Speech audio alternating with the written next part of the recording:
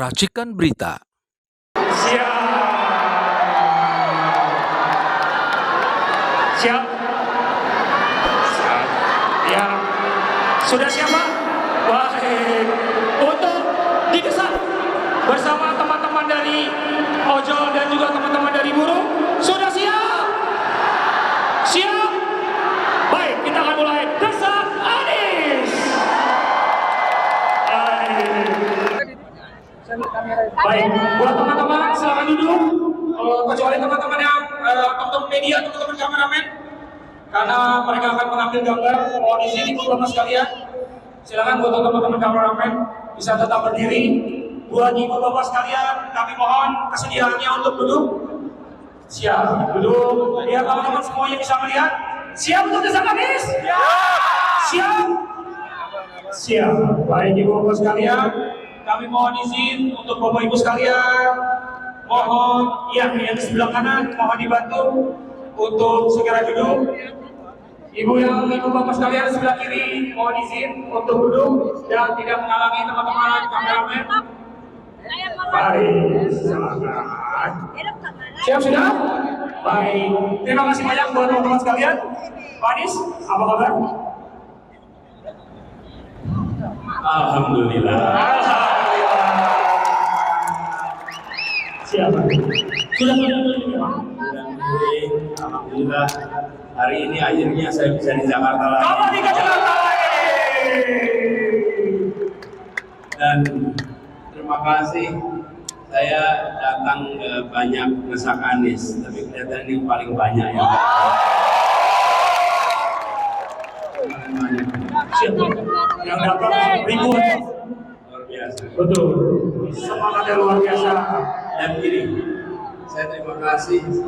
Barangkali di sini ada sebagian yang kesehariannya bekerja sebagai pengemudi ojek online.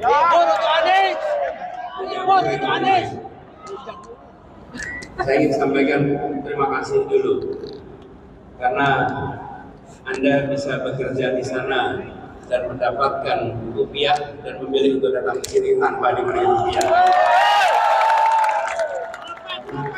Semua ada yang ngumpulin begini dan diberi uang. Kalau kami tidak ada yang beri.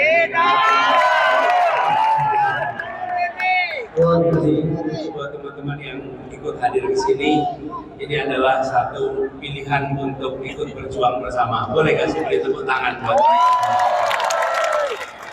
Siap, Pak. Luar biasa. Terima kasih semuanya. Baik, Pak. Sudah siap untuk didesak, Pak? Bersama teman-teman. Ya, saya sudah sering didesak-desak. Bahkan izin udah di kantong pun bisa hilang dari kantong. Siap, kita akan desak Anies dan juga semangat ini. Baik, Pak Anies, ya. Mohon Pak, saya lihat catatan dulu, tapi ini bukan dari Pak Rektor ya Pak ya. Catatannya dari teman-teman. Saya minta catatannya, ini bukan catatan MK ya teman-teman ya. Pak, hidup kan makin sulit, terutama hidup buruh Pak. Ya, ini semua gara-gara undang-undang cipta kerja. Jadi kehidupan buruh makin sulit dan upaya jadi lebih murah dan sangat rawan di PHK. Nah, di sini Bapak berani nggak buat merevisi Omnibus Law sehingga ada PHK, pesangon, pensiun dan JHT yang tidak memiliki kepastian? Oh, di situ. Jawabnya berapa? Siap, 2 menit dari sekarang. Kalau tidak cukup nanti saya ajak ngopi. Iya.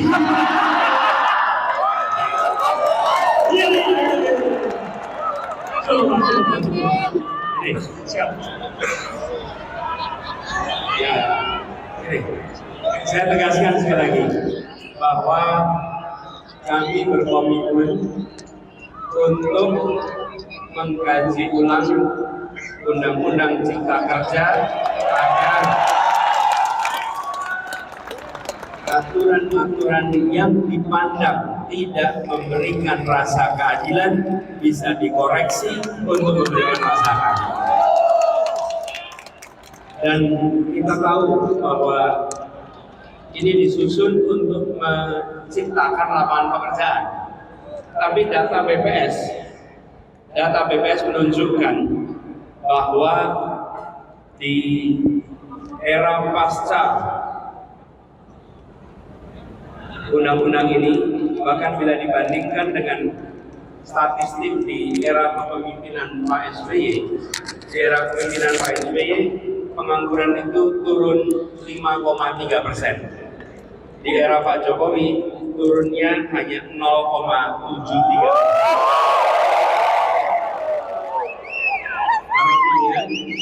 Artinya ada indikator yang menunjukkan bahwa usaha penciptaan lapangan pekerjaan itu pun tidak terjadi dengan aturan yang seperti ini. Justru kita harus memastikan. Lalu yang tidak kalah penting, kita ini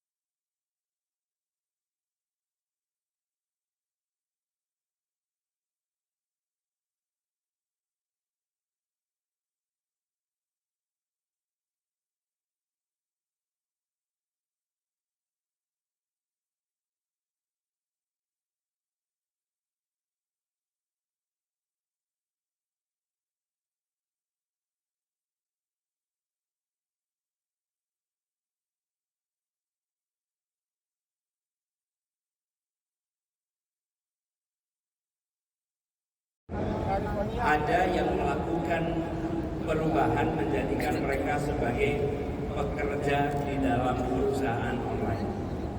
Ada yang menjaga bentuk sebagai kontraktor independen. Okay. atau mitra. Nah, di beberapa tempat kita menyaksikan ketika itu dimasukkan jadi pekerja, yang terjadi justru peningkatan biaya. Ujungnya justru malah beberapa memutuskan keluar dari bisnis, yang akhirnya malah merugikan. Di sisi lain, independen kontraktor atau mitra, kita menyaksikan mereka tidak mendapatkan hak-hak yang penuh yang seharusnya sebagai orang yang bekerja. Jadi menurut saya prinsipnya pekerja, lalu kita harus duduk bersama untuk merumuskan pola yang barangkali kalau Indonesia berhasil, Indonesia bisa menjadi negara pertama yang merumuskan pola kerja hubungan antara aplikator dengan pekerja. Karena fenomena di seluruh dunia hari ini belum ada satu pola yang tepat. Kita harus bekerja bersama. Tapi apa prinsipnya? Menurut saya negara harus hadir untuk membantu memberikan jaminan kerja, jaminan kesehatan kepada semua yang bekerja di industri online, ojek online itu. Harus. Bahkan kalau dalam catatan kami, semua regulasi yang terkait dengan ini harus disiapkan oleh Kementerian Tenaga Kerja. Kementerian tidak boleh absen, justru harus hadir dan menyusun regulasi untuk para pekerja online. Lalu yang tidak kalah penting, saya membayangkan dibuatkan semacam BPJS Ketenagakerjaan khusus ojol. Lalu banyak program dari pemerintah seperti subsidi pendidikan, KIP plus KIPK plus akan diberikan pada semua pengemudi ojol yang terlibat. Jadi sekalian, ini bagian dari memastikan bahwa kebutuhan kesejahteraan bisa ditingkatkan, lalu hak-haknya sebagai pekerja harus diberikan. Menurut saya harus boleh ada hak berserikat bagi pekerja. Selama ini tidak ada. Lalu pemerintah dan bersama-sama dengan pelaku menyusun standar safety bagi pengemudi ojol. Karena kita tahu banyak sekali kejadian kecelakaan karena tidak ada batasan jam kerja, tidak ada unsur kontrol, dan kelelahan itu sangat bisa terjadi, dan ketika kelelahan terjadi potensi kecelakaan itu sangat tinggi. Jadi kami melihat ini penting. Yang terakhir barangkali transparansi tentang imbal hasil atau komisi yang didapat, sehingga kita semua tahu bagaimana dan pengaturannya. Ini menurut saya penting dan pemerintah tidak bisa diam. Ada 4 juta warga negara Indonesia dan di lapangan kita menemukan, saya sering mendengar dari apa yang diungkapkan, apa itu di sosial media atau interaksi langsung, sebagian memang menginginkan, cukup banyak menginginkan fleksibilitas. Ada keinginan untuk tetap punya fleksibilitas di sini, tapi di sisi lain punya keinginan untuk lebih sejahtera. Jadi fleksibilitas dijaga, jaminan pekerjaannya diberikan, lalu kemudian ada peningkatan kesejahteraan. Nah, rumusnya kita dulu sama-sama kita buatkan aturannya, negara tidak absen, negara hadir dan membuat regulasi. Nanti kalau ada yang ini berpikir, apakah itu mungkin, Pak? Mungkin. Kenapa mungkin? Ketika kami bekerja di Jakarta dulu, kita menyusun itu tanpa dikendalikan oleh siapapun yang raksasa-raksasa di Indonesia. Kita buat sama-sama menentukan. Gitu. Baik, negara harus hadir, ya Pak ya. Itu dia poin pentingnya. Nah, Pak, pemerintah ini udah bikin upah minimum. Bukan upah layak, tapi upah yang benar-benar minim, Pak. Jadi, upah minimum yang benar-benar minim. Tiap tahun paling naik 1-8%. Padahal biaya lain naik, kontrakan naik, biaya hidup terus naik, kehidupan sehari-hari terus naik, Pak. Tegas aja nih, Pak. Ini tegas aja, Pak.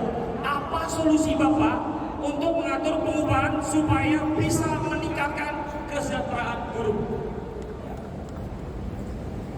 Teman-teman sekalian, perdebatan upah buruh itu menguat di bulan Oktober setiap tahun.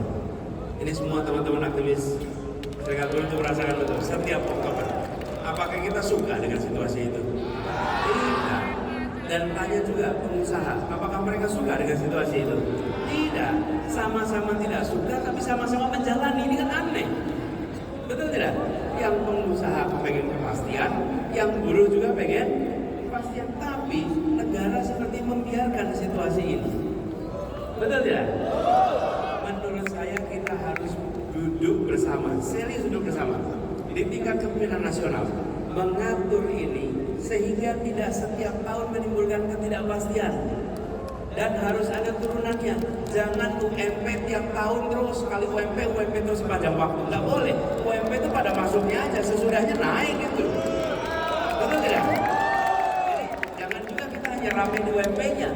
Tapi UMP itu kan untuk entry level sebetulnya. Ya, sesudah itu harusnya mengalami peningkatan. Itu nggak diperhatikan sama negara.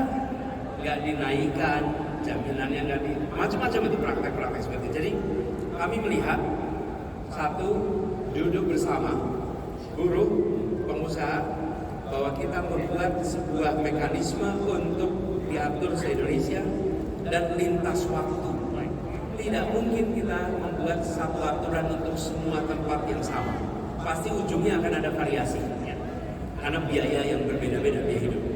Tetapi punya pegangan yang tidak usah tiap tahun kita revisi, tiap tahun kita tarik-menarik. Lalu implikasinya penghitungan upah itu bukan hanya UMP, tapi pasca UMP. Sesudah bekerja harus ada peningkatan terus-menerus.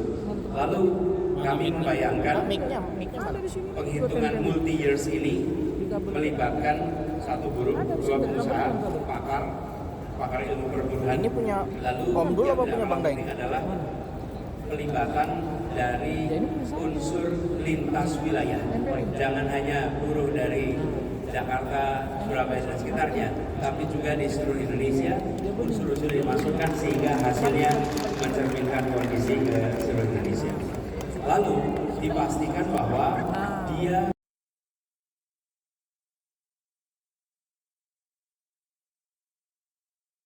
Baik Pak, berarti ini komitmen ya Pak ya, bahwa upah minimum ketika nanti membuat terpilih ada peningkatan bukan hanya sekedar janji-janji ya Pak ya? Oh, tahu-tahu dong untuk Pak. Ini komitmen yang kita pegang bersama, setuju? Baik Bapak, ini Pak, sekarang ini banyak banget masalah yang terjadi karyawan kontrak dan juga outsourcing. Nah ini saya pernah ngalamin juga nih Pak. Saya bukan curhat ya Pak ya, tapi saya pernah ngalamin juga pemutusan hubungan kerja, terutama ketika waktu itu menjadi outsourcing. Jadi outsourcing ini adalah mayoritas pekerja informal sekitar 70% Pak, dari data kita punya. Nah konkret aja nih Pak, gimana Bapak mau nyelesain masalah kontrak dan outsourcing Pak? Seperti apa Pak? Konkret aja. Jadi persoalan pekerja outsourcing ini salah satu permasalahan bukti bahwa Omnibus Law ini bermasalah. Ini salah satu bukti. Nah, menurut saya agar ini berkeadilan, prinsip easy hiring, easy firing tidak boleh diteruskan lagi. Yang seharusnya adalah selective hiring, selective hiring. Kira-kira begitu yang harus kita kerjakan. Dan sebisa mungkin mengutamakan status menjadi pekerja tetap, sambil memastikan bahwa pekerja meningkatkan terus skillnya, kompetensinya. Jadi kalau ada istilah it takes two to tango, perlu dua-duanya. Di satu sisi memberikan kepastian pekerjaan, di sisi lain yang pekerjanya meningkatkan skill, dan negara harus hadir untuk pekerja meningkatkan kompetensi dan skillnya supaya itu bisa fair. Sebenarnya Gus Imin yang seharusnya ada di sini, beliau masih di perjalanan, ketika menjadi Menteri Tenaga Kerja tahun 2012 telah pernah membuat aturan membatasi outsourcing ini. Paling tidak kalau ditanya bukan cuma rencana, ada rekam jejaknya. Lalu harus ada badan di dalam kementerian ataupun di luar yang secara khusus melakukan pemantauan atas praktek-praktek outsourcing ini untuk memastikan bahwa ada tunjangan, ada pemenuhan hak-haknya dengan baik, tidak bisa PHK semaunya, dan seluruh kewajiban yang harus ditunaikan perusahaan itu terlaksana. Jadi kami melihat praktek ini bukan praktek yang patut diteruskan. Lalu ke depan, lagi-lagi kita ingin melibatkan serikat buruh, pakar, lintas bidang, pengusaha untuk mengatur praktek outsourcing yang baik, praktek outsourcing yang fair. Jadi bukan outsourcing itu selalu bermasalah, tidak, tapi praktek outsourcing yang tidak fair, yang tidak memberikan manfaat yang setara bagi kedua belah pihak. Gitu. Berarti juga memang sekali lagi negara memang harus hadir. Salah satu mengenai peningkatan kompetensi ya Pak ya. Itu komitmen dari Pak Anies bahwa bentuknya juga pelatihan ya Pak untuk para karyawan dan juga para teman-teman kita yang bekerja di sektor formal yang jumlahnya 70%. Nah selanjutnya ini Pak yang ditunggu-tunggu, kita akan masuk di segmen 2. Tanyain Anies.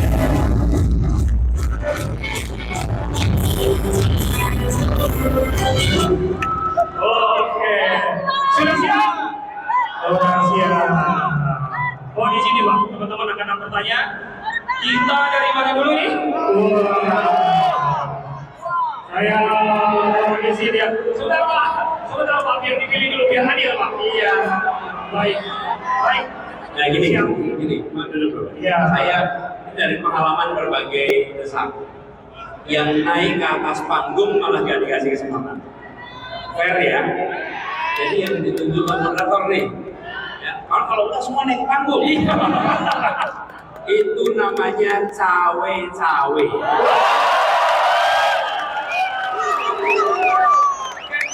Udah ada wilayah ya. Siapa? Saya izin menunjuk untuk di sini dulu ya. Baik, buat siapa? Sudah pakai topi? Mas izin ya. Silakan Mas. Mohon izin. Dikasih jalan teman-teman. Jalan, nggak apa-apa.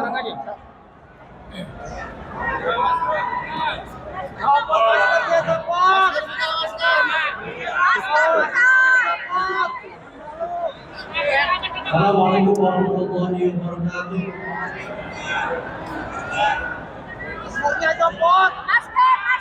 Jangan maksa buka masker. Kita kan tidak tahu alasan beliau kan. Bahwa dia datang ke sini kita sudah bersyukur. Kita hormati ya. Hadis Siap. kesehatan selalu. Amin. Menggunakan segala usaha. Amin. Sebelumnya perkenalkan nama saya Musa, saya dari Tangerang. Musa. Dari Tangerang. Musa di Firaun. Dari Tangerang.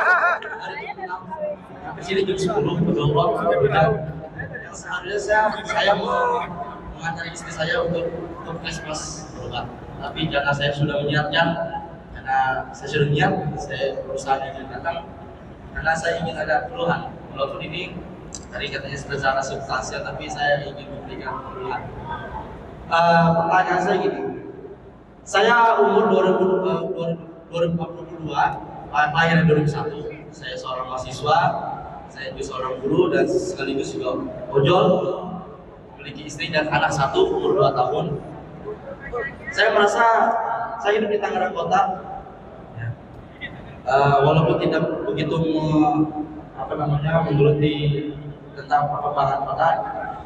Saya melihat bahwa banyak banget pengangguran yang ada di berbagai kota, dan juga APBD dari pemerintah yang menurut saya harusnya dipergunakan dengan sebaik-baiknya, ya, terutama untuk pendidikan, kesehatan dan lain-lainnya. Tetapi kebanyakan untuk membuat infrastruktur yang tidak dipikirkan secara matang, sehingga itu membuat mubazir, bahkan harganya pun cukup fantastis harganya. Nah, kata saya bagaimana Pak Anies menyikapi hal ini untuk kedepannya anggaran itu dipergunakan dengan sebaik-baiknya. Contoh misalkan saya punya anak, ketika saya ke posyandu yang harusnya minimal setelah posyandu bubur kacang hijau, ini momogi, coklatos, gitu kan. Jadi bahkan timbangannya pun masih pakai tradisional. Seharusnya kan anggaran itu untuk jauh lebih manfaat ke yang lainnya, gitu. Bagaimana untuk mensejahterakan dari dana ini untuk kepentingan yang lebih baik, gitu Pak Anies. Assalamualaikum warahmatullahi wabarakatuh. Terima kasih Pak. Iya, duduk aja Mas. Sini Mas. Iya. Sambil salaman dengan Pak Anies. Ya, Pak Mas Pusat, terima kasih. Pertanyaannya tadi tentang bagaimana kira-kira ya, bagaimana alokasi anggaran supaya lebih relevan dengan kebutuhan kesra di masyarakat. Dan tadi Anda menyebut terkait infra. Jadi bagus sekalian begini. Pembangunan infrastruktur itu bukan sesuatu yang salah. Infrastruktur itu baik. Nah, yang harus terjadi adalah seimbang. Mana infrastruktur besar, infrastruktur makro, dan mana infrastruktur mikro. Nah, kita membutuhkan pembangunan infrastruktur mikro supaya masyarakat juga mendapatkan fasilitas yang langsung mereka rasakan dampaknya. Infrastruktur makro misalnya jalan tol, pembangunan rel kereta, pembangunan bandara, pembangunan pelabuhan, itu infrastruktur makro. Infrastruktur mikro itu seperti air ke tiap rumah, saluran gas, saluran pembuangan limbah, itu infrastruktur mikro. Nah, kami melihat selama ini terlalu banyak diberikan kepada infrastruktur makro dan kurang diberikan pada infrastruktur mikro. Nah, menurut kami mikronya harus ditingkatkan supaya keluarga-keluarga langsung bisa merasakan dampak dari pembangunan. Lalu yang berikutnya adalah alokasi untuk pembiayaan upgrade perkantoran sudah harus dihentikan dulu. Pemerintah ini sudah terlalu banyak mengeluarkan uang untuk meningkatkan keindahan kantor-kantor pemerintahan dan belinya itu dengan barang-barang yang mahal-mahal. Gedung yang sudah baik-baik itu dipoles, ujang itu tambahin. Saya pernah ingat itu beberapa gedung milik pemerintah, gedungnya baik-baik aja.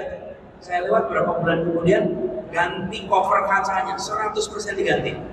Ketika masuk ke dalamnya sama, hanya casingnya aja diganti. Kalau uang itu dipakai untuk beli timbangan bagi posyandu, maka kita akan merasakan manfaat yang lebih baik. Jadi upgrade itu pengeluaran untuk peningkatan itu dialokasikan khususnya pada infrastruktur pelayanan kesra, dari mulai kesehatan, pendidikan utamanya, kemudian kebudayaan, keagamaan, itu aktivitas-aktivitas yang harus kita berikan dukungan infrastruktur. Nah, upgrading ini juga yang sesungguhnya terjadi pada pembangunan ibu kota. Wong kita masih bisa pakai kantor di sini, tapi kita masih bikin lagi kantor di IKN. Itu kan sebetulnya kita lagi upgrading kantor, kantornya masih bisa dipakai, tapi bikin kantor baru. Ini mindset seperti ini yang menurut hemat kami jangan dilakukan di saat kebutuhan dasar belum terpenuhi. Kalau itu sudah terpenuhi, nah bolehlah kita lakukan yang lain. Gitu ya, Mas Pusat, mudah-mudahan menjawab. Sudah terjawab. Ya, makasih. Saya juga melihat mudah-mudahan istrinya segera boleh. Bahwa Pak Anies mendukung bahwa ada program keanggotaan untuk polusi. Tapi kebanyakan orang bikin Pak pemerintah bikin taman, tapi yang ada kebanyakan dipakai untuk tempat maksiat. Siap. Terima kasih. Biar isi nanti ganti dengan teman-teman yang lain. Siap. Untuk mendasar lagi. Oke, sekarang bawa teman-teman guru ya. Teman-teman guru ada yang lain yang salah. Pak, salah. Bapak yang pakai topi. Iya. Perwakilan dari teman-teman guru. Iya Pak. Izin Pak. Nanti gantian. Siap Bapak. Siap. Izin dari teman-teman guru dulu. Ya. Silakan Pak. Semangat dong. Ya, saudara Pak. Siap. Silakan Bapak. Dikasih jalan Ibu Bapak. Oke. Baik Pak. Silakan. Bapak, untuk waktu dan tempat, silakan.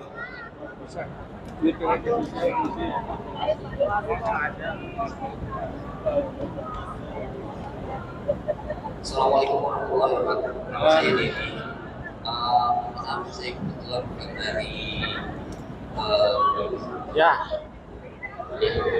tapi dari ojol. Apa yang saya harapkan tadi sudah Pak Anies jawab mengenai mengenai kesejahteraan dan segala macam. Yang saya ingin tanyakan seperti ini. Kita diikat hubungan kerja itu dengan mitra. Nah, mitra ini menurut saya adalah suatu pengalihan yang melegalkan perusahaan aplikator tidak mengikuti ketentuan Itu tuh yang samping tas itu ditetapkan oleh Undang-Undang Tenaga Kerja. Mereka tidak berhak atau tidak diwajibkan untuk membayar THR, BPJS Kesehatan. Ketika kita terjadi resiko di jalan juga itu tidak di-cover oleh mereka, Pak. Nah, ini mohon kepastian dari Pak Anies mengenai hal itu. Dan Pak Anies sudah berjalan ke seluruh kota wilayah Indonesia, bahwasannya semua yang Pak Anies dengar inilah suara hati nurani masyarakat Indonesia, Pak. Fenomena real yang terjadi di masyarakat. Semua pertanyaan dari masyarakat selalu menanyakan ketika Pak Anies jadi, apa yang akan Pak Anies lakukan? Tapi kalau misalkan Bapak tidak jadi, Bapak tidak jadi presiden, ini dia amin ya Pak, karena kami ingin berharap apa tindak lanjut dari semua fenomena yang Bapak dengar selama ini. Apakah Bapak akan meninggalkan kami? Apakah kami akan berjuang sendiri untuk 5 tahun yang akan datang? Bapak datang kembali lagi 2029. Bagaimana Pak? Semua orang menanyakan ketika Bapak jadi. Kalau Bapak nggak jadi gimana Pak nasib kami? Kami rakyat Indonesia siap bergerak untuk mengawal pemilu Pak. Dan saya pastikan kita bisa akan terjadi pergerakan sosial ketika itu ditemukan kecurangan. Terima kasih.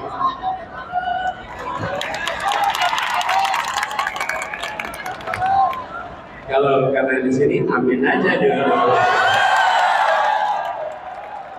Nah, ini Pak Dedi, terima kasih. Pak Dedi tanya tentang ini hubungannya kemitraan. Itu yang tadi saya sampaikan. Kita mempelajari dari beberapa tempat. Ketika hubungannya diubah menjadi hubungan kerja dalam pekerjaan gitu, maka secara pembiayaan itu berubah total. Dan ujungnya demand harganya naik, demand turun. Dan ketika demand turun, makin hari makin kecil. Akhirnya usahanya malah jadi ada yang hengkang, ada yang keluar. Di Spanyol keluar. Nah, jadi maksud saya kita harus cari jalan tengah nih. Makanya tadi saya bilang kalau kita bisa membuat di Indonesia yang bukan pekerja di dalam, tapi juga mitra yang gak dikasih apa-apa, tapi jalan tengah. Dan kami berkomitmen. Ketika saya mengatakan kami berkomitmen, dan teman-teman tanya, kira-kira dijalankan apa tidak? Anda lihat rekam jejak di Jakarta. Di rekam jejak Jakarta kami tidak meninggalkan buruh dalam komitmen kami. Jadi kami akan lakukan. Jadi kami berencana ketika kami mendapatkan kemenangan, di bulan-bulan pertama langsung ini dibahas. Langsung kita bentuk timnya, langsung bikin task force-nya, langsung bahas sama-sama. Saya ingatkan ketika kita mengundang seluruh operator transportasi umum di Jakarta, itu lebih dari 27. Pertemuan pertama panasnya luar biasa. Saya belum pernah datang sebuah pertemuan sepanas itu. Panasnya luar biasa, keras sekali. Kita mencari kesepakatan apa jalan keluar untuk seluruh transportasi umum. Dan akhirnya ketemu. Berapa kali pertemuan? 77 kali pertemuan. Sampai selesai. Tapi sampai kesepakatan. Begitu sampai kesepakatan, sampai hari ini tenang, teduh, damai. Karena itu kesepakatan. Nah, kadang-kadang kita ini di pemerintahan itu nggak sabar. Pengennya cepat aja bikin aturan, nanti kalau itu udah demo dihadapin paling 2-3 kali, habis itu hilang. Nggak bisa, jangan begitu. Kita harus bahas sama-sama. Jadi komitmennya itu ya, kita cari jalan tengahnya. Di samping kita juga tahu ada sebagian yang menginginkan fleksibilitas. Banyak yang bekerja di ojol juga nggak kepengen terikat secara ketat. Jadi kita cari jalan sama-sama. Kemudian soal hasil pemilu, gini, saya ingin merespon pada Pak Ismail. Bagaimana hasil pemilu? Hasil pemilu ini 16 hari lagi kita belum tahu. Manusia belum tahu. Okay? Allah sudah tahu hasilnya nih, tapi kan kita tidak tahu nih. Jadi bagian kita sekarang berusaha. Jadi saya ajak pada semuanya untuk mengajak sebanyak mungkin mencoblos. Yang kedua, selesai pemungutan suara jam 1, ajak semua warga untuk kembali ke TPS menonton penghitungan suara. Jangan biarkan saksi-saksi kita berjuang sendirian di dalam. Jangan biarkan saksi-saksi kita mungkin terdesak di dalam. Seluruh warga panggil, ikut awasi dan memastikan penghitungannya benar di tempat itu. Catat dengan baik. Itu cara mengamankannya. Dengan begitu perjuangan kita tuntas. Dan kami makin hari makin yakin. Insya Allah 14 Februari nantinya jadi hari perubahan Indonesia.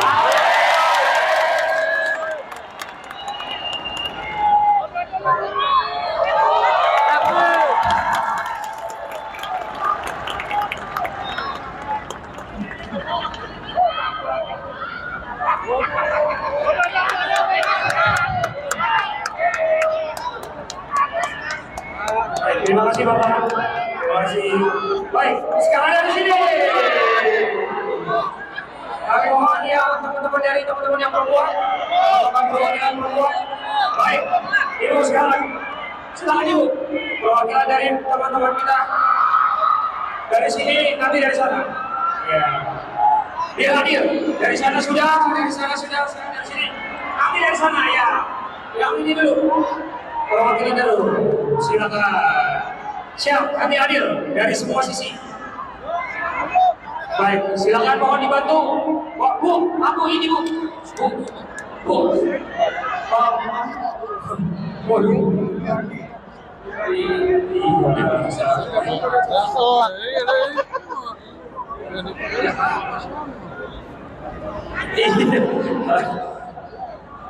Bisa coba. Ya, baik Ibu izin. Nanti Ibu ya dapat kesempatan. Mohon izin. Silakan. Ya, dikasih jalan Ibu, mohon izin.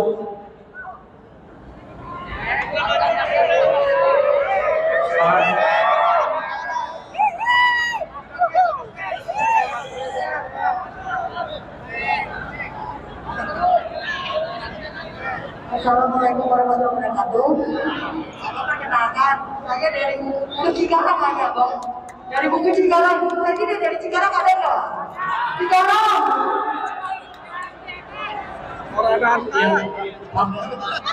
Suaranya lebih keras lagi.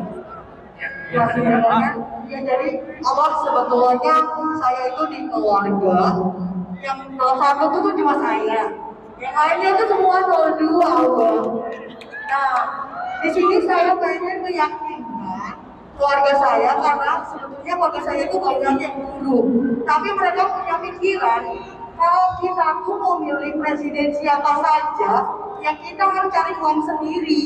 Karena kenapa? Mereka tidak pernah mendapatkan haknya sebagai guru. Mereka hanya dituntut kewajibannya sebagai guru.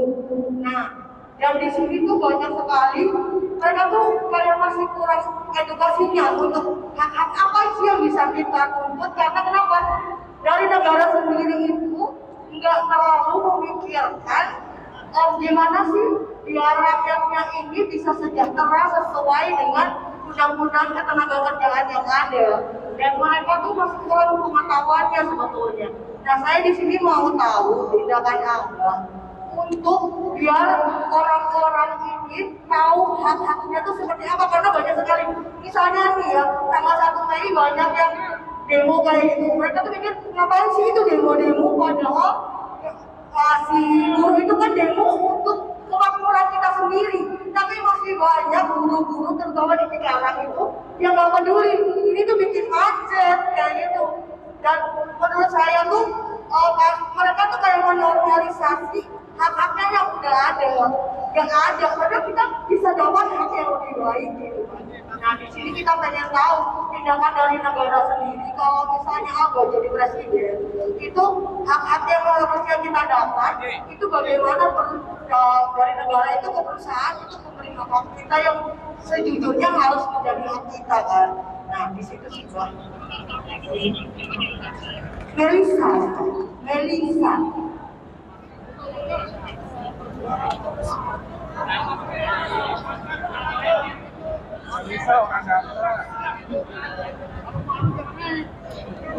Ya nggak apa-apa, nggak harus buka masker, nggak apa-apa. Gini, Mbak Melisa, jadi kalau berbicara dengan orang lain dan bicara pilihan, aja untuk membandingkan. Nah, membandingkannya bukan membandingkan janji saja, tapi bandingkan pelaksanaannya di masa lalu.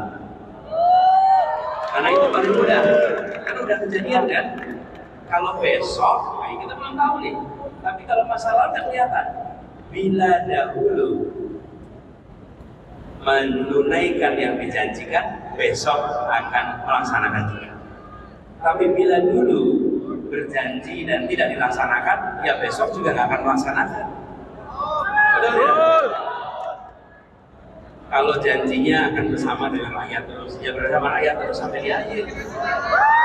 Tapi kalau bersama rakyat terus di tengah jalan, atau nggak bersama rakyat lagi terus di mana?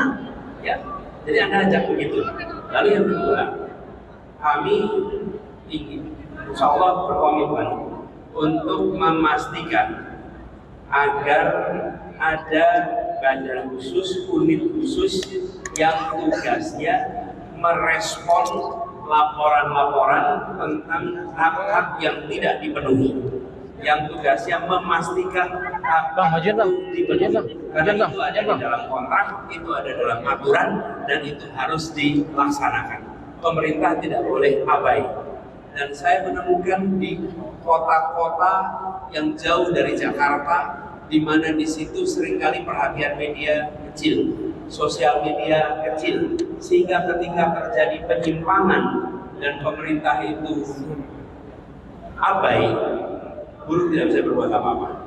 Lapor ke pemerintah setempat pun tidak direspon. Ngomong di sosial media nggak jadi trending topic.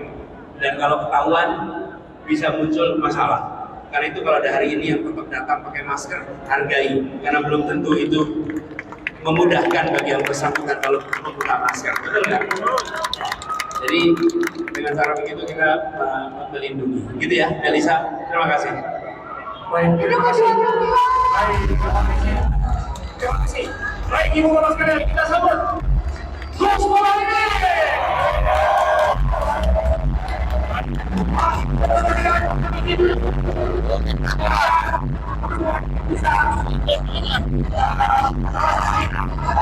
Ibu bapak sekalian, kasih jalan Pak Gus Imin. Mohon izin, jangan dorong-dorong, teman-teman. Mohon izin, baik, silakan. Baik. Mohon izin, bapak-bapak, ibu-ibu, izin ya. Mohon izin, siap. Nanti ya, kalau siap. Oh ya. Siap. Ibu bapak sekalian, mohon izin, Gus Muhaimin. Sekarang ibu bapak sekalian, kita sambut Gus Muhaimin di sana. Baik, silakan, mohon izin.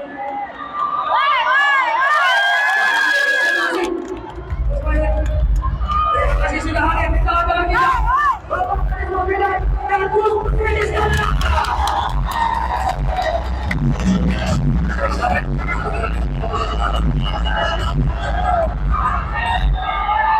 Terima kasih. Sudah bersama-sama kita. Siap selamat Imin. Siap selamat Imin. Oke, baik ibu sekalian, mohon izin. Mohon izin teman-teman semua, mohon bantuannya, mohon izin. Silakan. Mohon izin. Silakan mungkin dari Gus Imin tadi mau disampaikan sudah berada di tengah-tengah. Desak Anies dan Selamat Imin spesial edisi Buru dan Ojo Gus Imin. Silakan Gus Imin, mungkin ada yang mau disampaikan.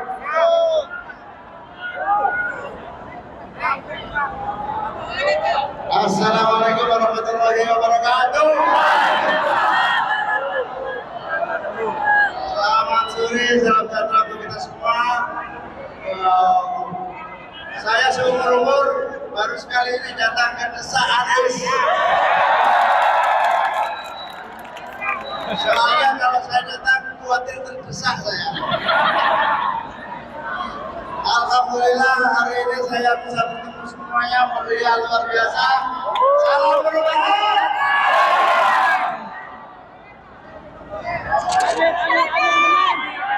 Siap. Terima kasih sekali lagi sambutkan untuk Gus Muhaimin Iskandar. Terima kasih Gus Imin sudah hadir di tengah-tengah kita, di tengah kesibukan beliau. Sekarang benar-benar spesial edisi Desak Anies dan juga Selamat Imin. Siap. Mohon teman-teman, saudara-saudara kita, ibu bapak mohon izin untuk duduk biar acara akan kembali kita mulai. Siap untuk bisa. Baik, mohon izin teman-teman. Siap. Biar teman-teman yang lain bisa kelihatan. Yuk. Siap. Baik. Sekarang teman-teman dari sini siap. Ya. Siap. Mohon ditanya. Baik. Bapak, iya. Bapak yang baju hitam, silakan. Mohon izin. Bapak, mohon dikasih jalan. Ya. Buat bertanya. Dari sini sudah. Sekarang dari sini. Baik. Bapak mohon izin. Baik. Siap. Bapak mohon izin biar Bapak yang bisa lewat dulu. Ya. Mohon izin.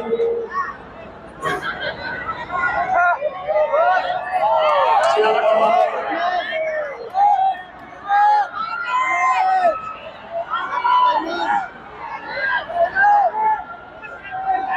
Silakan Pak, mohon izin. Bismillahirrahmanirrahim. Assalamualaikum warahmatullahi wabarakatuh. Perkenalkan, nama saya Irwansyah dari Jakarta Timur.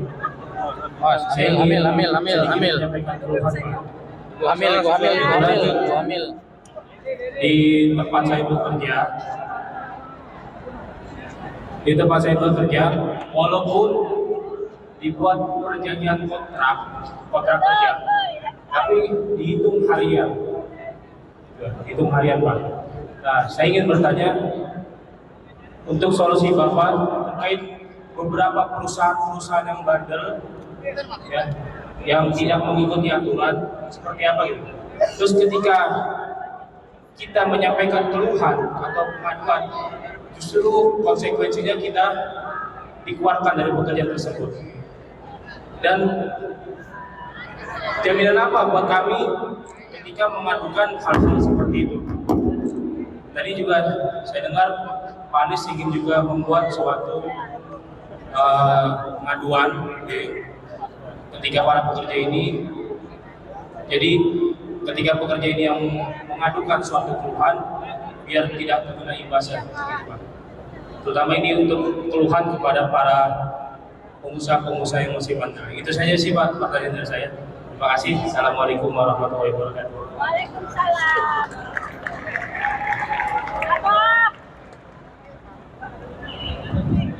Bung Firmansyah, terima kasih. Jadi problem yang dialami ini jamak sekali, dan posisi tawar buruh itu amat kecil, sehingga ketika mengungkapkan ketidakadilan justru malah bisa dapat hukuman, sanksi macam-macam, termasuk diberhentikan dan tidak bisa berbuat apa-apa kemudian. Itu sebabnya kami sampaikan negara harus hadir dan negara harus berpihak pada keadilan. Tidak perlu memusuhi pengusaha, tidak perlu memusuhi buruh, tapi harus negara itu adil. Dan adil artinya apa? Kalau ada kontrak, kontrak itu harus dijalankan. Kalau kontrak tidak dijalankan, maka negara hadir memaksa kontrak itu harus dilaksanakan. Jadi kita perlu memastikan, tadi saya bilang badan, untuk ada pelaporan yang bisa melindungi identitas pelapornya. Kami sering lakukan itu di Jakarta. Ada namanya Jaki, di mana orang bisa melaporkan dan identitas pelapornya tidak ada muncul, tidak terekspos, sehingga bisa aman. Dengan cara begitu, maka problemnya diselesaikan, pelapornya terselamatkan. Insya Allah itu kita akan lakukan sama-sama, dan kita perlu nanti pastikan jenis-jenis sanksi yang menjerakan agar mereka-mereka yang bertindak tidak adil itu kapok untuk tidak adil, ya. Gitu. Terima kasih.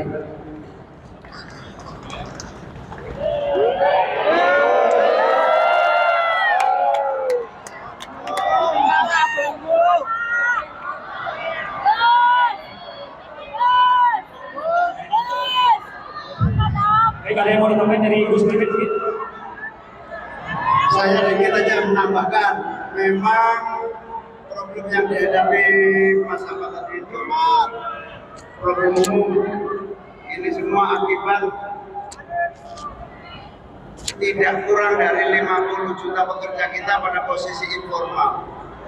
Tugas pemerintah yang mendesak adalah mendorong pekerja informal menjadi pekerja formal sebanyak-banyaknya di tahun yang akan datang. Kalau itu yang kita lakukan, insya Allah dengan standar pekerja formal, maka seluruh politiknya, politiknya itu menyampaikan pendapat, tuntutan, negosiasi. Kalau ini kultur politiknya terjamin, tidak ada pengusaha takut dengan buruh nyaman bekerja. Itulah yang akan harus kita ciptakan dalam kultur politik pertumbuhan nasional. Dialogis, saling tidak menyembunyikan problem yang dihadapi bersama-sama. Ini yang disebut pekerja formal. Insya Allah ini menjadi bagian problem utama yang harus kita atasi bersama-sama. Terima kasih. Baik, terima kasih. Pak sudah dijawab juga sama Pak Anies dengan langsung sama Gus Pipit juga. Tepuk tangan dong semuanya, ibu sekalian. Pak Anies sudah menjawab, Gus Pipit menjawab juga. Baik ya. Baik. Oke, kita lihat. Tadi sana sudah sana. Sekarang kita dari sana ya, baik ya. Baik, ya baik, silakan. Bapak Ibu yang paling belakang. Paling belakang. Tadi teman-teman yang depan sudah, yang tengah sudah, sekarang yang paling belakang. Iya, biar semuanya adil, teman-teman yang sebagian depan juga. Sekarang kita kasih ke teman-teman kita yang bagian paling belakang. Biar adil, akan dijawab oleh Pak Anies dan juga Gus Imin. Silakan Bapak. Oh, silakan Mas ya. bisa dikasih jalan untuk segera bertanya. Baik. Mau balik ke Bali, Bang? Mau balik ke Bali? Oh, di situ. Cik.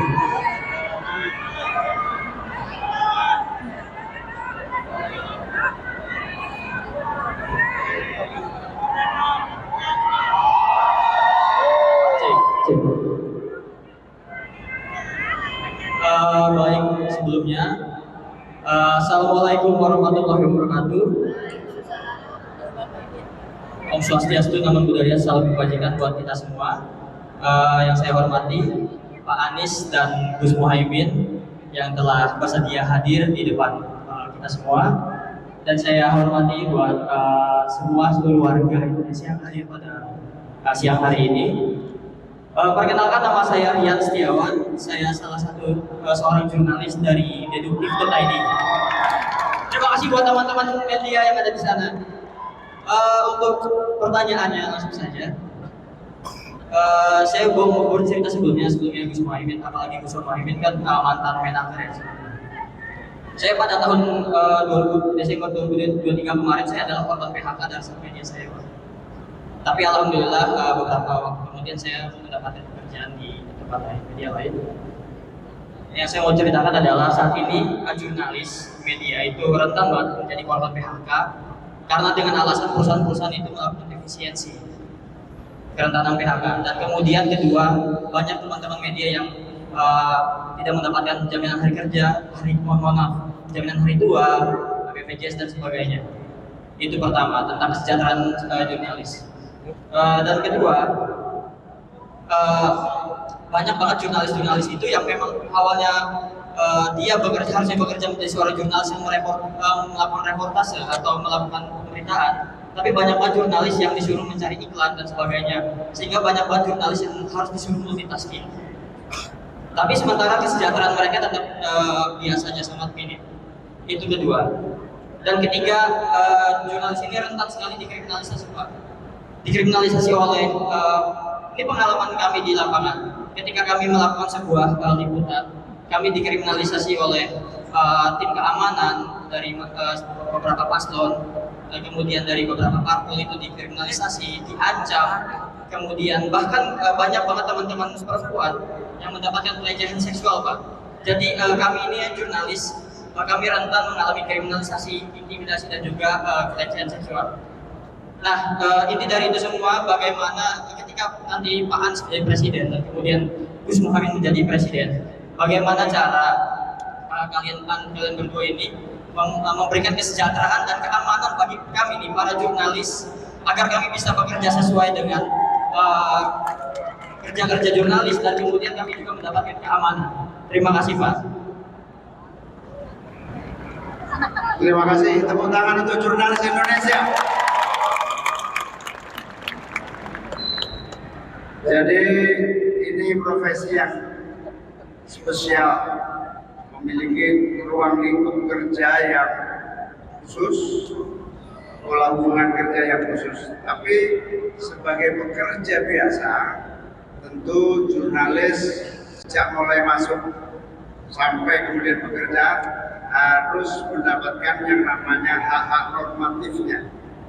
Sebagai pekerja, saya mau ngadep kemana ini kameranya? Supaya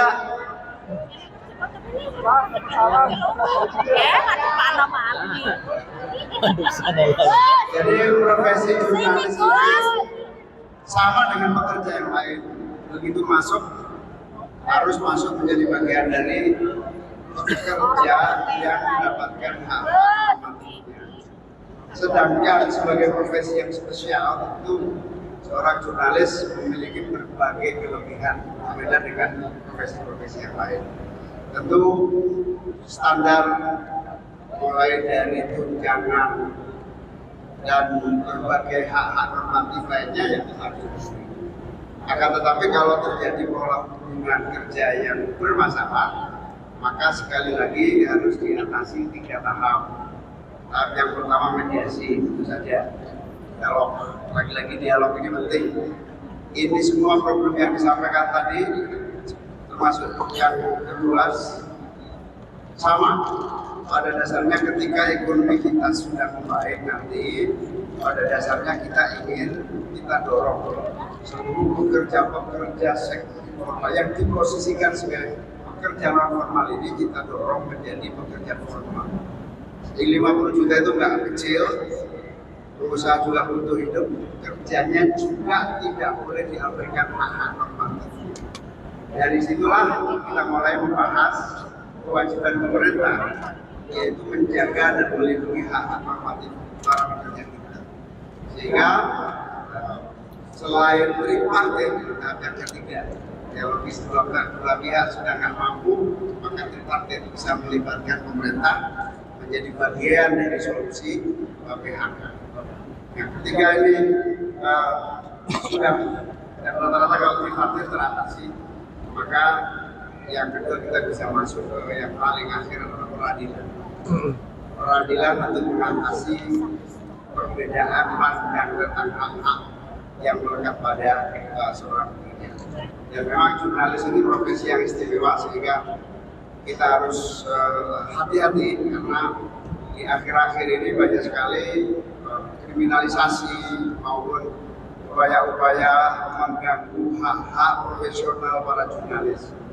Saya dan Mas Anies yakinlah nanti suatu hari kalau mendapatkan amanah ini kita akan menjamin hak-hak yang melekat pada seorang jurnalis, kebebasan,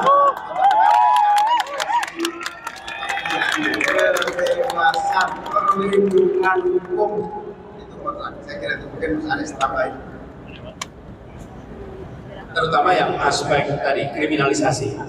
Menurutnya kriminalisasi yang syariati harus ada pedoman khusus di aparat penegak hukum ketika ada pelaporan terhadap jurnalis, sehingga kita punya mekanisme screening yang lebih ketat yang memang legitimate terjadi pelanggaran. Di situ memang bisa dilakukan penuntutan, tapi yang tidak maka jangan sampai jadi kriminalisasi. Gitu ya, dulu ya.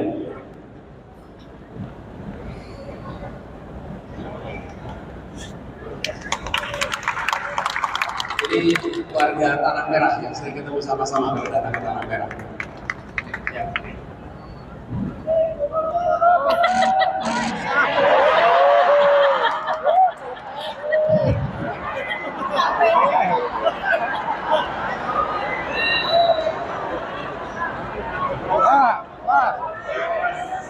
Baik, sekarang sebelah sini. Baik, kami mohon perwakilan dari teman-teman yang lain. Bisa siapa? Bapak? Ya, Bapak. Boleh. Silakan, Pak.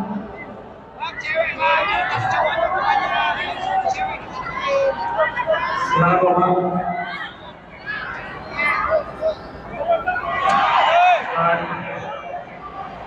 Di sini ya, Pak? Di sini. Ya, Bapak bisa di sini. Oh, di sini, Pak. Pak, di sini. Ya. Boleh di sini, Pak. Tapi bisa dilepas. Oh, di sini, Pak. Oh, di sini, Pak. Iya. Oh, di sini, Pak. Iya. Siap. Terima kasih banyak, Bapak. Siap. Terima kasih. Assalamualaikum warahmatullahi wabarakatuh. Terima kasih MC dari kesempatan. Anies, terima kasih teman-teman ojol semua. Ojol mahasiswa. Tadi saya menanyakan tentang regulasi tentang ojol. Tapi alhamdulillah tadi Pak Anies sudah menjelaskan tentang aturan, mudah-mudahan itu bisa menjadi pengalaman di Indonesia. Saya cuma ingin menceritakan pengalaman. Alhamdulillah di ojol Pak Anies ya, saya udah 10 tahun. 10 tahun di ojol. Pada saat ojol berdiri itu artinya 1 kilo sampai 5 Bisa narik sebentar, Bang. Saya mau ngambil tas. dan itu kalau kita narik 0 sampai 5 kilo pada saat pertama berdiri 25.000 dan itu potongannya cuma 20% dan kami menerima 20.000 dan semenjak pergantian presiden itu tarif makin turun Pak. Sampai hari ini semua teman-teman ojol merasakan 0 sampai 5 kilo 16.000 itu belum dipotong, pemotongannya pun lebih dari 20%. Itu, dan kalau kita narik 0 sampai 5 kilo tungainya 16.000. Kami ojol menerima cuma 10.400. Betul. Itu sangat murah sekali karena kami motor sendiri, bensin sendiri. Kalau ada kerusakan kita yang tanggung sendiri. Dan kami ingin hanya sekarang kami ojol sampaikan, mudah-mudahan kami berharap ya yakin mudah-mudahan ada perubahan di 2024.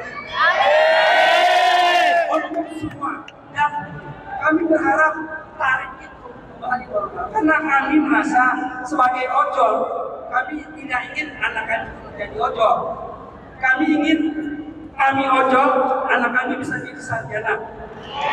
Ojol, kalau punya ojol kita ingin anak-anak kita sarjana, Pak Anies, dan kita ingin kesejahteraan juga. Kami ingin bukan sekedar sarjana. Pak, terima kasih Pak. Kita ingin kami ojol mampu bikin rumah. Hanya itu harapan kami. Mudah-mudahan di 2004 ada regulasi, ada tarif segala macam yang bisa memberikan kesejahteraan para ojol yang ada di hati. Terima kasih Pak. Assalamualaikum warahmatullahi wabarakatuh.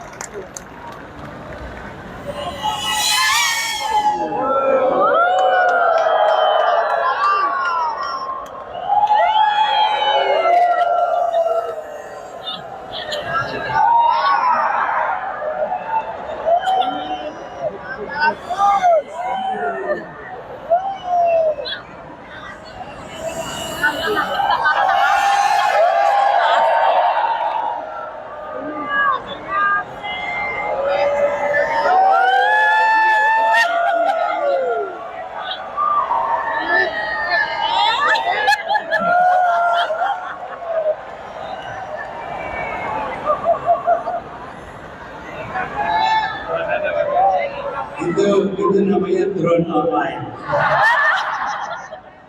Kalkulatornya bukan dari panitia loh itu, dari PIN.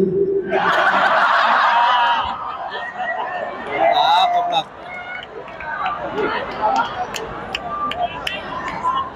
Terus jangan jelek-jelek.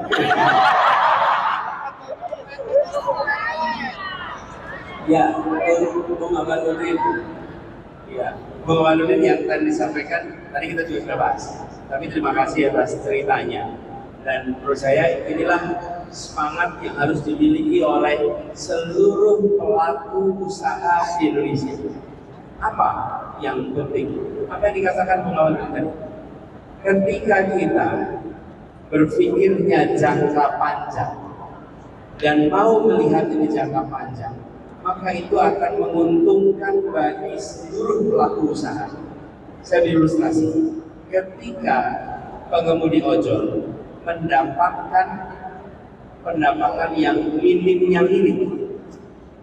Anda tidak bisa kredit motor baru, Anda tidak bisa kredit rumah baru.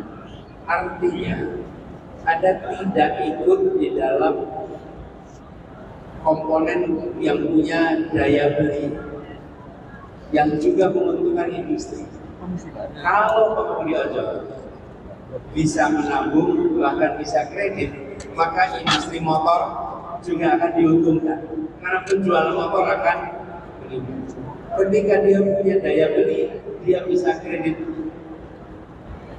rumah, maka perbankan diuntungkan, maka industri properti diuntungkan. Jadi ketika kita membuat pekerja bisa menabung, bisa punya kesejahteraan baik, maka daya beli yang meningkat itu sebenarnya penggerak ekonomi yang sangat luar biasa. Jadi pemerintah itu harus berkomunikasi dengan baik dengan seluruh pelaku bahwa ini adalah untuk peningkatan kesejahteraan kita semua. Mari melihatnya dalam konteks jangka panjang dan sesuatu yang dikerdilkan. Di depan aja Pak, duduk Pak. Maka dia tidak akan bisa lakukan. jangan disalahkan. Pada suatu saat akan crack gitu. Tapi kalau ini bisa fair, daya beli meningkat, perekonomian bergerak lebih baik, semuanya akan mendapatkan manfaatnya. Jadi bahwa ini saya tidak perlu mengulang apa yang tadi saya sampaikan, tapi dengan apa yang tadi saya Anda katakan membuat saya bisa menyampaikan pesan ini pada semua. Kesejahteraan buruh adalah daya beli buruh, dan daya beli buruh adalah penggerak perekonomian yang akan membantu menggerakkan keseluruhan perekonomian kita juga. Gitu ya. Terima kasih. Foto. Oke. Baik, setelah ini kita dengar closing statement dari Pak Anies dan juga Gus Mohaimin. Baik, silakan. Yes. Oke, mantap. Siap. Terima kasih Bapak. Terima kasih. Salam teman-teman. Baik, sekarang kita akan dengarkan. Siap. Terima kasih Bapak. Kita dengarkan closing statement dari Gus Mohaimin. Silakan Gus.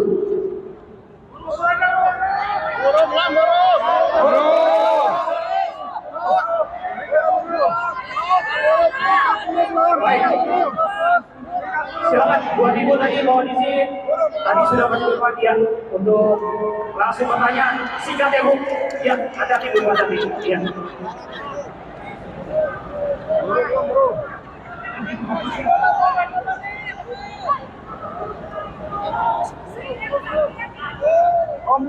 Assalamualaikum warahmatullahi wabarakatuh.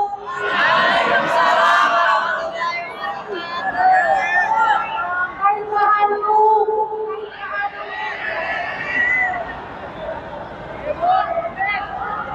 Saya sedikit bocorkan dulu ya, bahwa Pak Anies ini sebenarnya sudah ditawari dari perusahaan asing dengan Indonesia.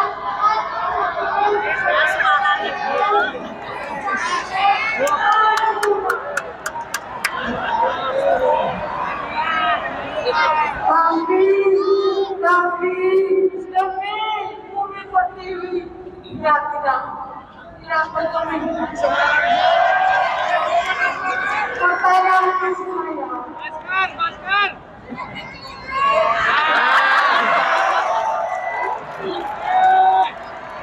Gak ada gigi ompong.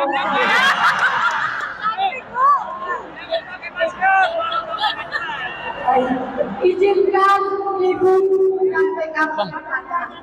Guru itu kasih Ya. kasihan. Yang Mana gua tahu. Yaudah, usulin gitu Bang, kasihan Bang. Bangsa ini sangat banyak mau dan tergoda lari kerja di luar sana. Nah, pokoknya nanti. Kalau karena media Inggrisnya gajinya gadang gede banget. Lalu ada nggak nawa itu Buya Anies untuk membawa kembali anak bangsa yang di luar sana?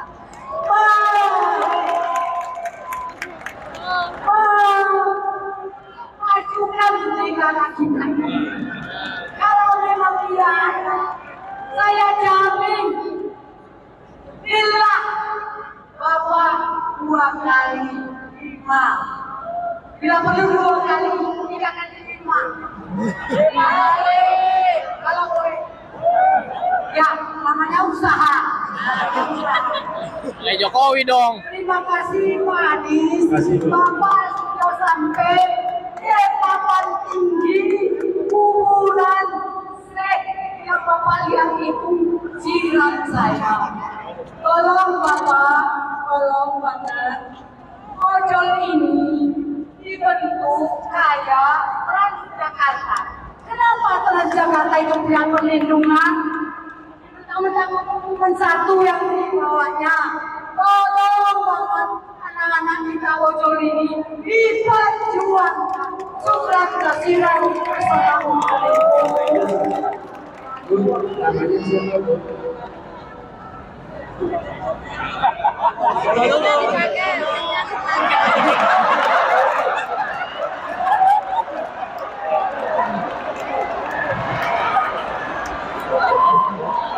Allahu Akbar.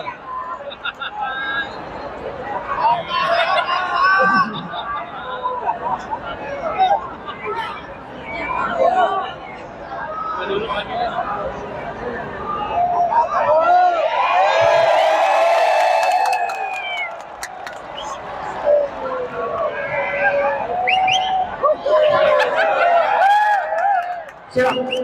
Terima kasih Ibu.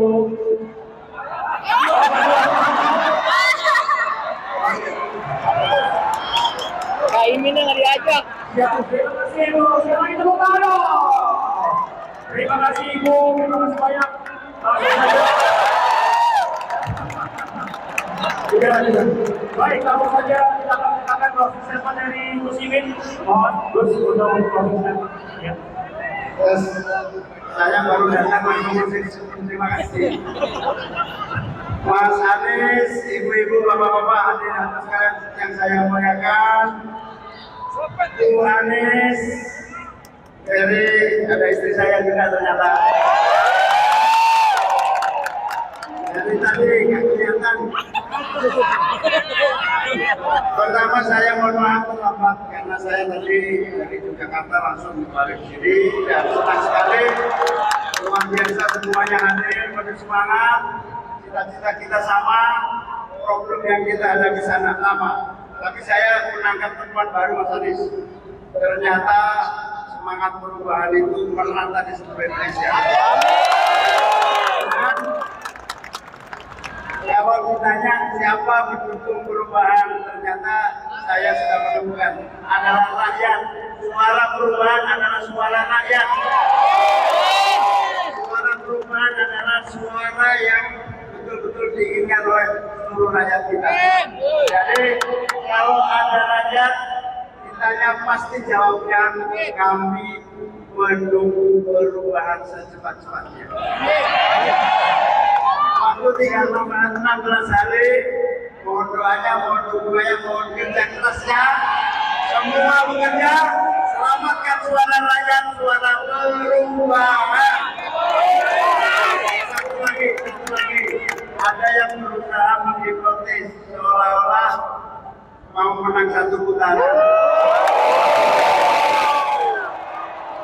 Ternyata yang mau menang satu putaran adalah rakyat dan kita semua. Ada yang ingin memanipulasi, karena itu waspada.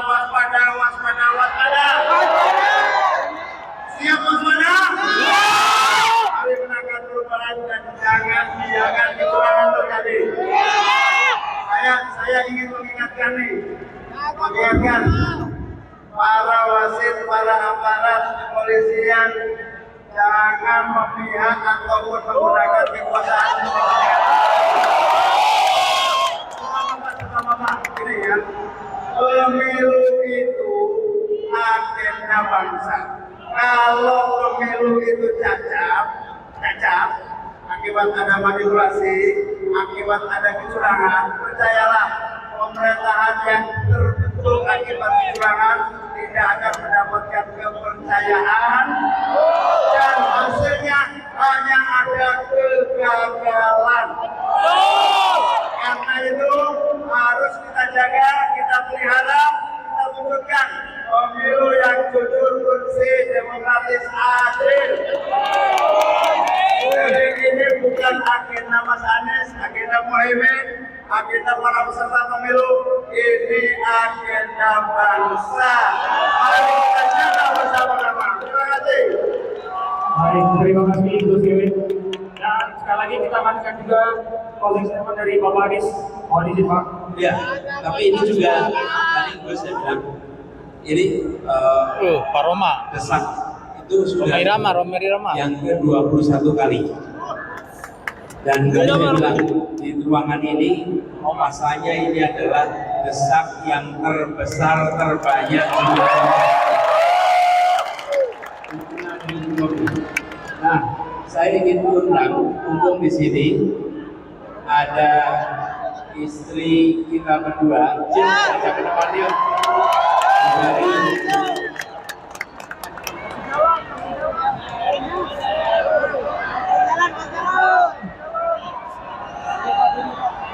nggak usah bangun, duduk aja.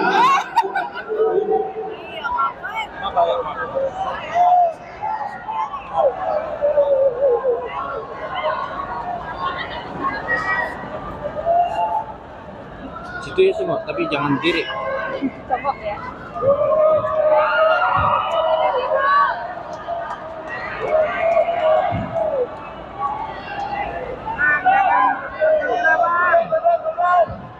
Jangan depan kamera, Bang. Jangan depan kamera, Bang.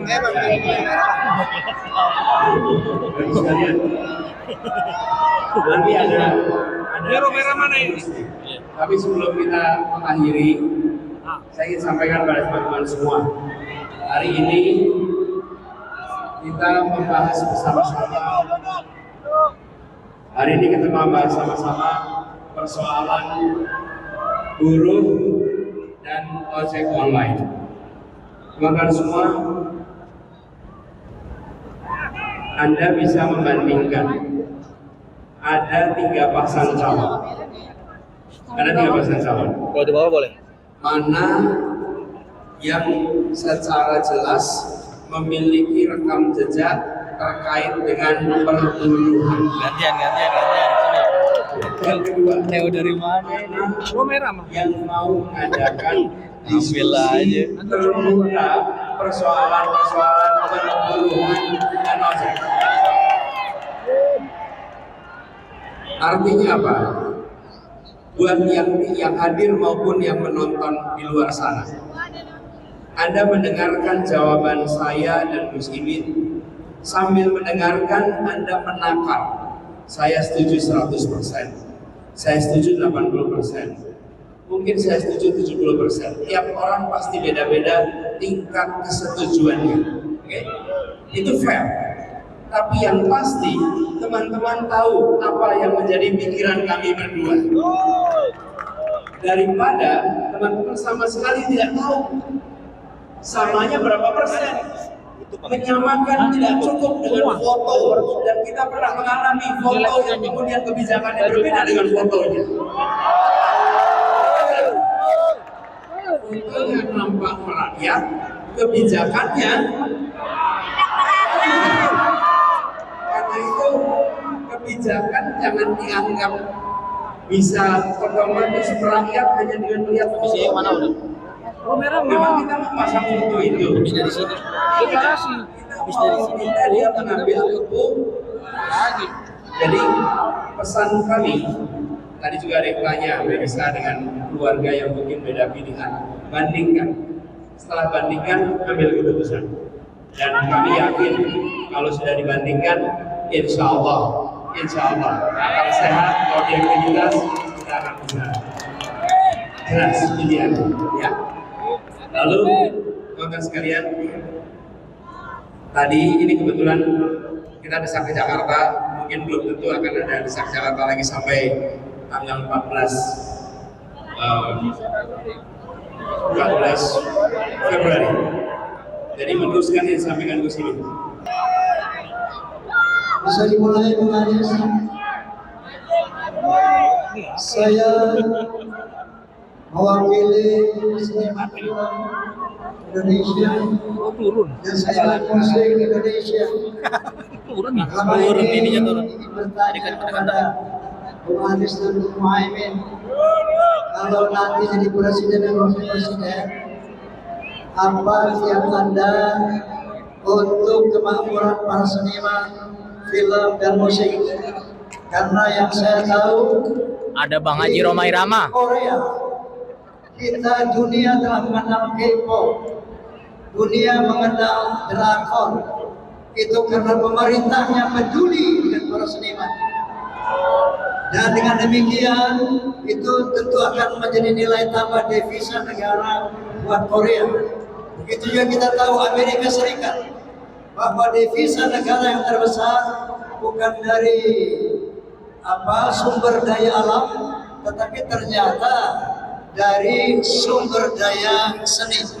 Oleh karena itu saya mewakili insya Allah aspirasi para seniman film, seniman musik, seniman dan lain-lainnya, ingin bertanya apa konsep Bung Amin dan Bung Muhaimin ketika Anda nanti diizinkan Allah Subhanahu wa Ta'ala. Amin. Memimpin bangsa ini. Saya persilakan Bung Anies dan Bung Muhaimin. Terima kasih. Ya, terima kasih Bang Haji Roma Irama. Ini adalah hal yang sejalan dengan apa yang kami ungkapkan beberapa kali, Bang Haji, bahwa Indonesia melalui negara harus melakukan investasi besar-besaran di bidang kebudayaan yang di dalamnya adalah unsur kesenian. Saya mengistilahkan investasi. Kenapa? Karena selama ini pengeluaran itu sering disebut sebagai biaya. Karena biaya dicoba diturunkan sekecil-kecilnya, seefisien. Kalau investasi, maka kita bicara tentang apa yang telah dihasilkan. Dan kami pun merujuk kepada pengalaman Korea.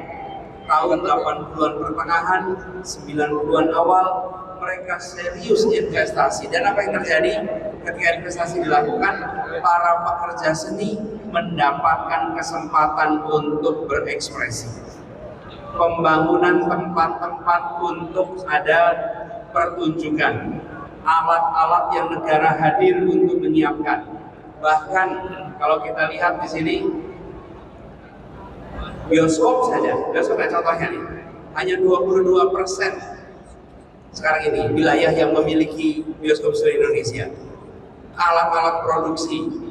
Kemudian kemarin kami di Bandung ketemu dengan budayawan, kami sampaikan kita akan membangun pusat-pusat pertunjukan kebudayaan kelas dunia di kota-kota besar di berbagai wilayah Indonesia. Lalu dorong pengembangan kesenian lewat membangun sekolah-sekolah seni di berbagai wilayah Indonesia, sehingga sekolah seni itu tidak hanya di kota-kota tertentu, tapi di seluruh wilayah Indonesia ada akses itu. Kenapa ini penting? Kreativitas makin hari makin menjadi penentu keberhasilan bangsa, dan kreativitas ini membutuhkan ekosistem yang baik.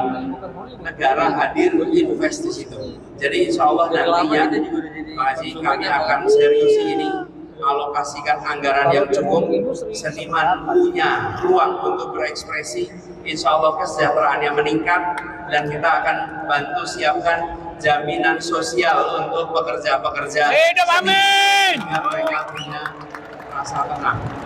Kalau begitu Bung Anies dan Bung Muhaimin, mari ikut saya di pentas sebelah. Saya pernyataan dan hiburan untuk semua. Woi, mantap. Amin Presiden.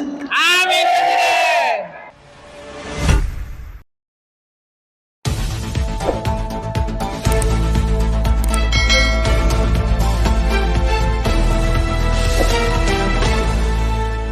Racikan Berita